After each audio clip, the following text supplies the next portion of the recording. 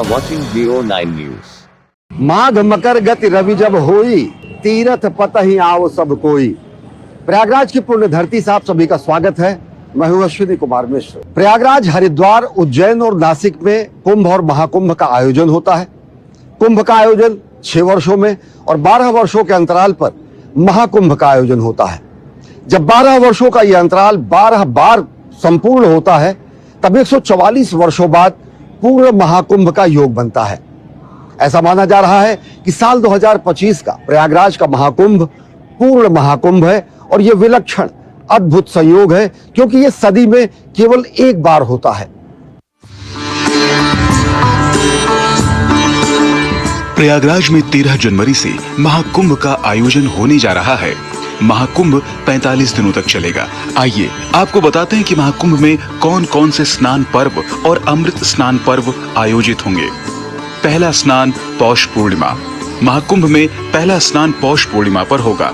पौष पूर्णिमा 13 जनवरी को पड़ रही है। इस दिन स्नान का ब्रह्म मुहूर्त सुबह 5:27 पर शुरू होगा। दूसरा स्नान अमृत स्नान मकर संक्रांति। महाकुंभ में दूसरा स्नान पर्व अमृत स्नान पर्व होगा और यह 14 जनवरी मकर संक्रांति पर किया जाएगा। इस दिन स्नान का ब्रह्म मुहूर्त सुबह 5:27 पर शुरू होगा। तीसरा स्नान अमृत स्नान मौनी अमावस्या। महाकुंभ में तीसरा स्नान 29 जनवरी को मौनी अमावस्या का होगा। यह सबसे बड़ा अमृत स्नान पर्व होता है। इस दिन स्नान का ब्रह्म मुहूर्त सुबह 5:25 पर शुरू होगा। चौथा स्नान अमृत स्नान बसंत पंचमी। 3 फरवरी को महाकुंभ में चौथा स्नान भी अमृत स्नान पर्व होगा, जो बसंत पंचमी के दिन किया जाएगा। इस स्नान का ब्रह्म मुहूर्त सुबह 5:23 पर शुरू होगा। पांचवा स्नान माघी पूर्णिमा। महाकुंभ का 5वां स्नान 12 फरवरी को माघी पूर्णिमा पर किया जाएगा। इस दिन स्नान का ब्रह्म मुहूर्त सुबह 5:19 पर शुरू होगा। छठा स्नान महाशिवरात्रि। महाकुंभ का अंतिम स्नान महाशिवरात्रि को किया जाएगा। इस दिन स्नान का ब्रह्म मुहूर्त 5:09 पर शुरू होगा। सभी स्नान पर्वों में संगम क्षेत्र में स्नान और दान का महत्व है, जो पुण्य लाभ प्राप्त कराते हैं। महाशिवरात्रि के स्नान, व्रत और दान का अतिशय महत्व है और महाशिवरात्रि स्नान के साथ ही महाकुंभ का समापन माना जाता है। कुंभ और महाकुंभ के दौरान देश नहीं पूरी दुनिया से संत, महात्मा, वैरागी, सन्यासी, जगतगुरु और शंकराचार्य भी त्रिवेणी तट पर पहुंचते हैं। अखाड़े जब नगर प्रवेश करते हैं तो जनता पुष्प वर्षा करके उनका स्वागत करती है। परंपरागत अंदाज में अखाड़े नगर प्रवेश करते हैं और इसी संगम की धरती पर, रेती पर अपनी धर्म ध्वजा गाड़कर तप में लीन हो जाते हैं। कुंभ और महाकुंभ में सनातन धर्म के सभी अखाड़ों का समागम कुंभ नगरी में होता है। अखाड़े सनातन संस्कृति के संवाहक और संरक्षक की भूमिका में होते हैं। महाकुंभ में अखाड़ों के संत, महंत, महामंडलेश्वर और आचार्य महामंडलेश्वर श्रद्धालुओं की अगाध श्रद्धा के केंद्र होते हैं। अखाड़ों का नगर प्रवेश बेहद भव्य और परंपरागत तरीके से होता है। संतों, महात्माओं का समूह जब नगर प्रवेश करता है तो आम जनमानस उनके स्वागत के लिए उमड़ पड़ता है। हाथी, घोड़ों, ऊंटों पर सवार महामंडलेश्वर और संतों के एक दर्शन के लिए लोग आतुर होते हैं। महाकुंभ नगर में सभी अखाड़ों का प्रवेश हो चुका है और अब शंकराचार्य भी अपने अपने मठ शिविरों में पहुंच चुके हैं।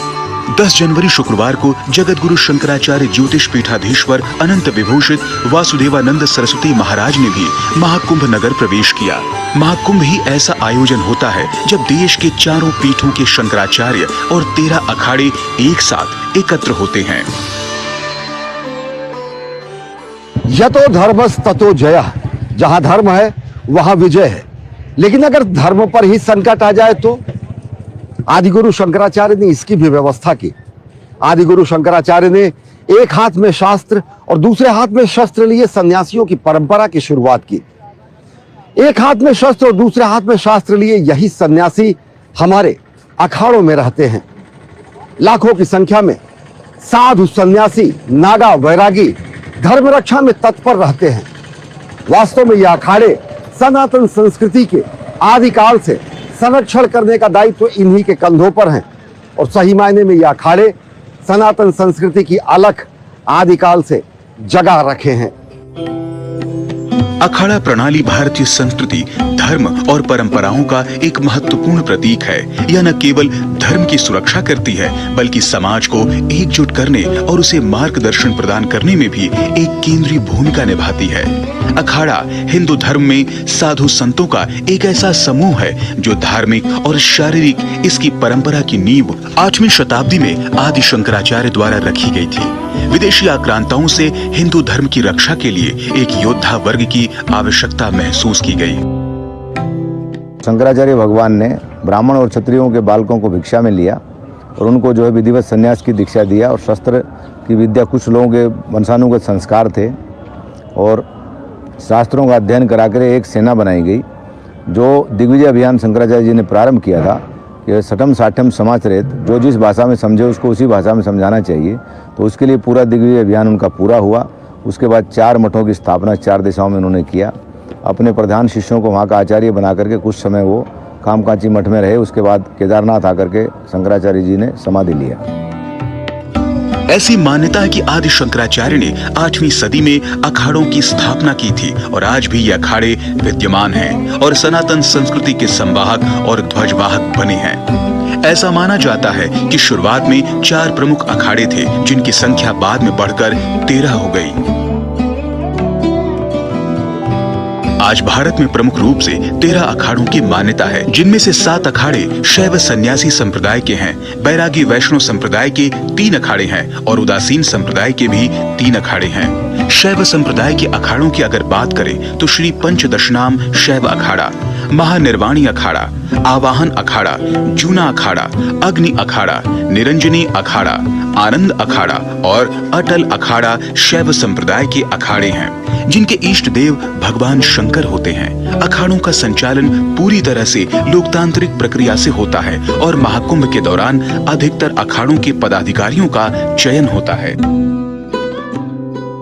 अखाड़े में जैसा मैंने कहा, कार्यपालिका, विधायिका और न्यायपालिका, तो उसमें शीर्षस्थ में हमारे यहाँ जो एक पद बनाया गया है, आचार्य जो हमारे होते हैं, आचार्य महामंडलेश्वर जिसको कहा जाता है, जो सन्यास की दीक्षा देते हैं, वो सबसे शीर्षस्थ पद है अखाड़े का भौतिक रूप से। लेकिन मूल रूप से अगर हम देखते हैं, भावनात्मक रूप से, आध्यात्मिक रूप से, तो हमारे इष्ट देवता भगवान कपिल मुनि हैं, वही सबसे शीर्षस्थ हैं। और सभी सन्यासियों के आगे गुरु का जो नाम होता है उसमें कपिल मुनि ही लिखा जाता है, यानी सभी हम गुरु भाई हैं। शैव दशनामी सन्यासियों की तरह राम भक्त वैष्णव साधुओं के भी अखाड़े बने, जिन्हें अणी कहा गया। अणी का मतलब होता है सेना और इनका भी कार्य धर्म की रक्षा करना होता है। वैष्णव अखाड़ों में आराध्य देव भगवान विष्णु होते हैं। इन अखाड़ों में भगवान विष्णु और उनके अवतारों का पूजन किया जाता है। वैष्णव संप्रदाय के 3 अखाड़े हैं। वैष्णव संप्रदाय अखाड़े दिगंबर अखाड़ा, निर्मोही अखाड़ा और निर्वाणी अखाड़ा। महाकुंभ सभी अखाड़ों, मतों और मठों के सम्मिलन का केंद्र होता है। महाकुंभ एक ऐसा महापर्व है जहां सनातन संस्कृति के सभी संप्रदाय इकट्ठा होते हैं। आदि गुरु शंकराचार्य ने सनातन के सभी मतों का सम्मिलन किया, शैव और वैष्णव संप्रदाय के मतभेदों को दूर किया, तो महाकुंभ सनातन की सभी धाराओं के संगम का महापर्व है। सनातन संस्कृति का कितना समावेशी और समग्र स्वरूप है, इस बात का अंदाजा इससे लगाया जा सकता है कि भले ही गुरु नानक देव जी ने सिख पंथ की स्थापना की, लेकिन गुरु नानक देव जी के सुपुत्र भगवान श्री चंद ने बड़ा उदासीन अखाड़ा की स्थापना की और हमेशा सनातन संस्कृति के धर्म ध्वजा के संवाहक रहे। आज बड़ा उदासीन, नया उदासीन और निर्मल अखाड़ा सनातन संस्कृति के मूल्यों की धर्म ध्वजा अपने हाथ में समाहित किए पूरी दुनिया को सनातन मूल्यों से शिक्षित कर रहे हैं। भले ही सिख पंथ एक अलग पंथ है, लेकिन सिख पंथ में हमेशा सनातन मूल्यों को आत्मसात करके रखा गया। सनातन मूल्यों की रक्षा के लिए भी सिख पंथ हमेशा तत्पर रहा और अपने को समर्पित रखा।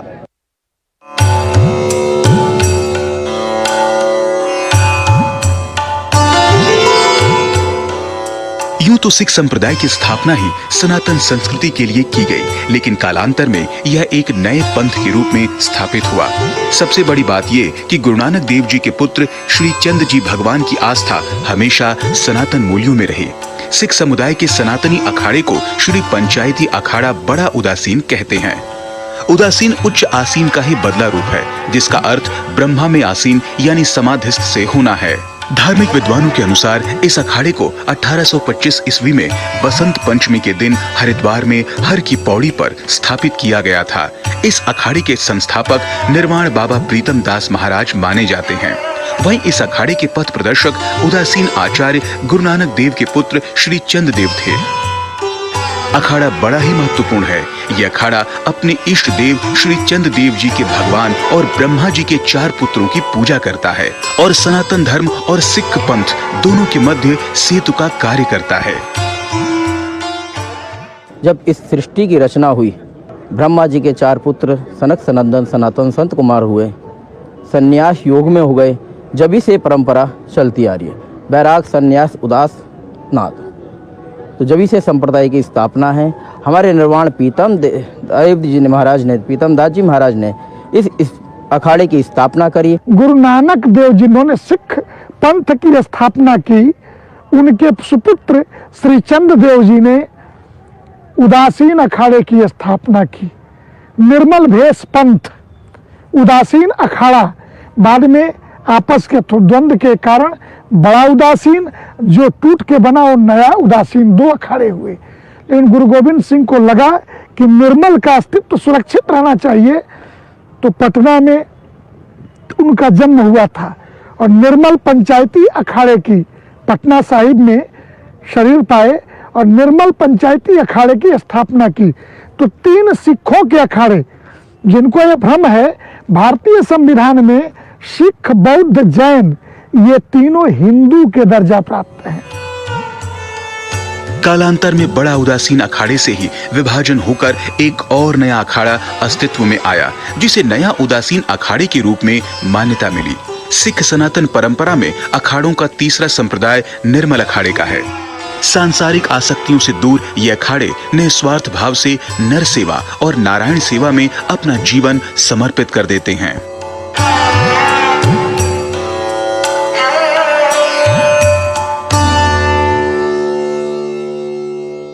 धर्म की रक्षा का दायित्व तो अखाड़ों पर था ही, लेकिन जब राष्ट्र पर संकट आया तो सन्यासी हाथों में शस्त्र लिए रण क्षेत्र में कूद पड़े।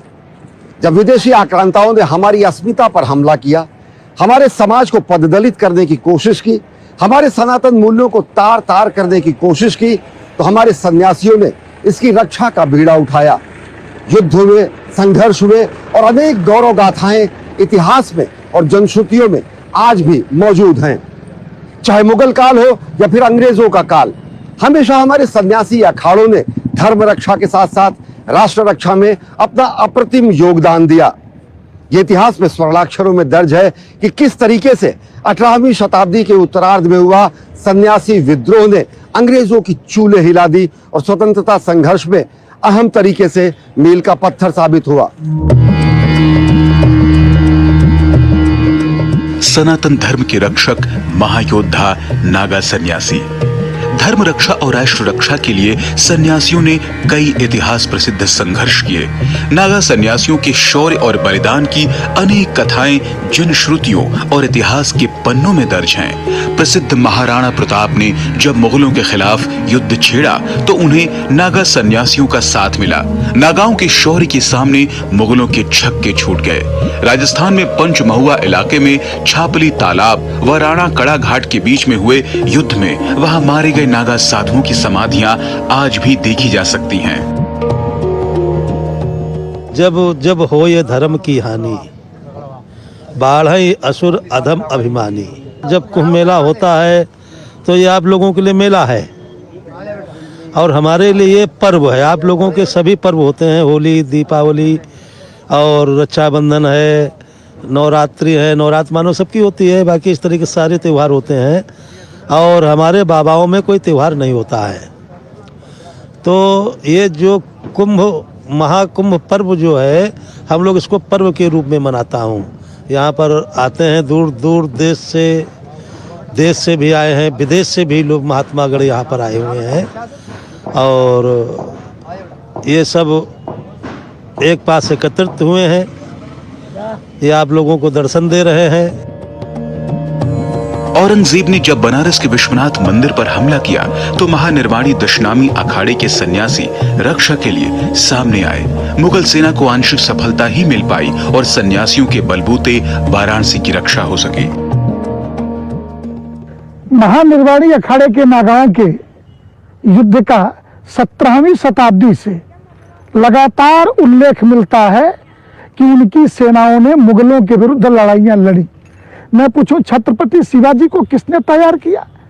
जब औरंगजेब सेना लेकर के दक्षिण की तरफ बढ़ा, उस समय प्रत्येक पत्थर को उठा के किसी पेड़ के नीचे रख देना समर्थ गुरु रामदास ने छत्रपति शिवा को तैयार करके औरंगजेब के विरुद्ध काशी में विश्वनाथ मंदिर के टूटने के बाद अहिल्याबाई होलकर उसके 100 वर्ष के बाद काशी आती है और लगभग प्रायः उत्तर भारत के मुगलों के द्वारा तोड़े गए मंदिरों को किसी न किसी संत के आशीर्वाद से बनाती है।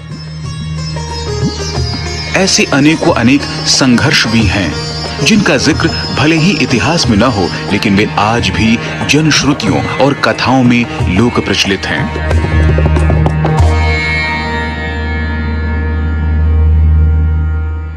गिरी, कंदरा, निर्जन स्थान, वन क्षेत्र, इन क्षेत्रों में रहने वाले नागा सन्यासी प्रयागराज में कुंभ के दौरान एकत्रित होते हैं। कुंभ और महाकुंभ के दौरान इनका सम्मेलन होता है। नागा सन्यासी परंपरा सन्यास की सर्वोच्च परंपरा है, जिसमें सन्यासी वस्त्र भी त्याग देते हैं, दिगंबर अवस्था में होते हैं और संपूर्ण आकाश ही उनका वस्त्र होता है। जब भगवान शंकर दिग्विजय के लिए निकले तो सनातन धर्म की पुनर्स्थापना में बेहद अप्रतिम योगदान नागा सन्यासियों ने दिया। इतिहास इस बात का गवाह है कि अनेकानेक राष्ट्रपराय संकटों के समय नागा सन्यासियों ने सनातन धर्म पर आक्रमण करने वाले लोगों का मुंहतोड़ जवाब दिया।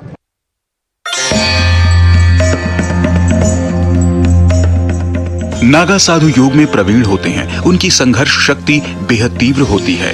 नागा साधु भले ही वस्त्र न धारण करें, लेकिन वे आज भी अस्त्र धारण करते हैं। स्वतंत्रता से पूर्व नागा साधु एक सैन्य लड़ाकू के रूप में सुसज्जित होते थे और उनके अस्त्र त्रिशूल, तलवार, भाला, गदा आदि थे। स्वतंत्रता के बाद नागा साधुओं का सैन्य स्वरूप बदल गया और अब वे शिव साधक स्वरूप में रहते हैं। नागा सन्यासी परंपरा का एक प्रोसेस है पूरा। जैसे एक बालक का उपनयन संस्कार हम करते हैं तो स्टार्टिंग में उसका एक संस्कार होता है और जब उसको 3 साल या 6 साल या 12 साल हो जाता है उसके बाद नागा की उसकी दीक्षा कुंभ पर्व पर ही होती है। तो उसको सर्वप्रथम हम लोग पूजा पाठ से प्रारंभ होता है हमारा दिनचर्या। तो उसके बाद उनकी ड्यूटी लगती है। जैसे कि हम बाल्यकाल से साधु बनते हैं जो लोग, ब्रह्मचर्य से संन्यास या फिर वानप्रस्थ से संन्यास, 2 प्रकार के संन्यास का उल्लेख शास्त्रों में आया है। तो उसी का पालन आज भी सन्यासी अखाड़े और वैष्णव परंपरा के अखाड़े, उदासीन परंपरा के अखाड़े, सभी 13 अखाड़ों में किया जाता है। अब नागा साधु आध्यात्मिक उन्नति की साधना में ही लीन होते हैं। धर्म और राष्ट्र की रक्षा में नागा साधुओं के संघर्ष को जानना सभी के लिए बेहद आवश्यक है, क्योंकि उनके बलिदान की गाथाएं हमें धर्म और राष्ट्र रक्षा के लिए प्रेरित करती हैं।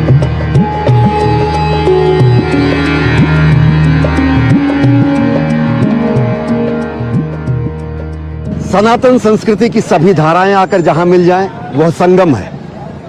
ऊंच नीच, भेदभाव, जात पात की बेड़ी जहां आकर टूट जाए, वह त्रिवेणी है। सनातन संस्कृति के वैभव का जहां अनहद नाद हो, वह प्रयागराज है। जहां आकर दंभ समाप्त हो जाए, वह कुंभ है। जहां भारत भारतीयता और सनातन संस्कृति का महोत्सव हो, वो महाकुंभ है। यूं तो समुद्र मंथन से महाकुंभ की परंपरा चली, लेकिन सहस्राब्दियों से संगम की रेती पर वैचारिक मंथन की प्रक्रिया अहर्निश जारी है और यहां से वैचारिक मंथन से निकलने वाले अमृत का पान देश ही नहीं समूचा विश्व करता है। इस विशेष कार्यक्रम में फिलहाल इतना ही। मुझे दीजिए अनुमति। नमस्कार। आप देख रहे हैं जियो 9 न्यूज।